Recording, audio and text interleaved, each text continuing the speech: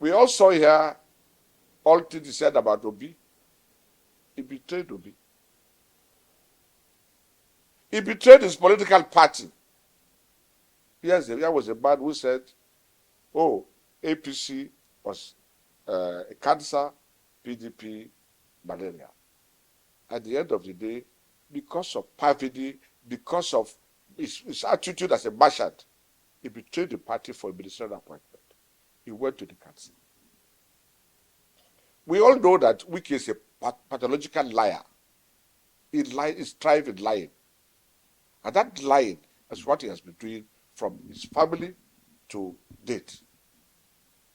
Now, if somebody has this record of history, who has been betraying, a traitor, who has been betraying people, a traitor who has been merchandising politically, he has gone to Tinubu. Tinubu should be very, very careful.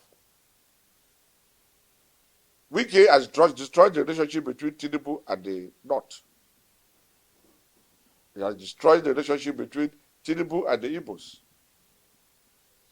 He has now destroyed the relationship between Tinubu and the Niger Delta because of his lies.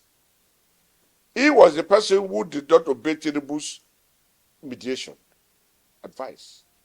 Sim obeyed by withdrawing his case from the court. It's like two persons having gun.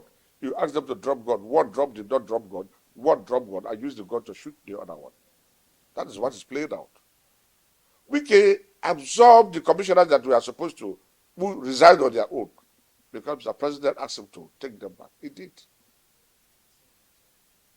He took them back, and the poverty in them, the things they have in them, made them to leave. He complied with almost all the 8 points.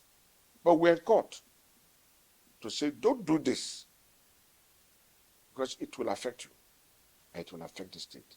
Today, what we advise him that he don't take is affecting him, and it's affecting the state. So I don't have any regret going to court with my colleagues.